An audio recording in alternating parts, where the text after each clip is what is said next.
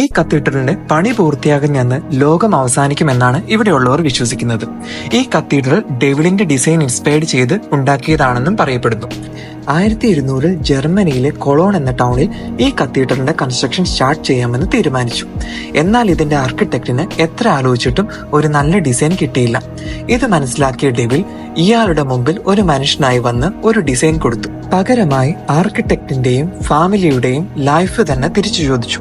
ഡെവിളിന്റെ deal ഇതായിരുന്നു: 3 വർഷത്തിനുള്ളിൽ ഈ കത്തീഡ്രൽ പണിത് തീർക്കാൻ സഹായിക്കാം.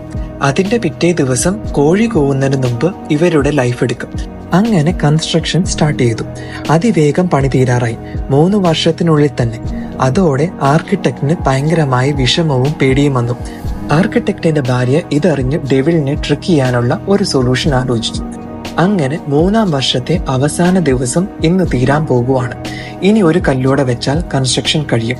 അതിനു മുമ്പായിട്ട് വൈഫ് കോഴിയുടെ പോലെ മിമിക് ചെയ്ത് കൂവാൻ തുടങ്ങി.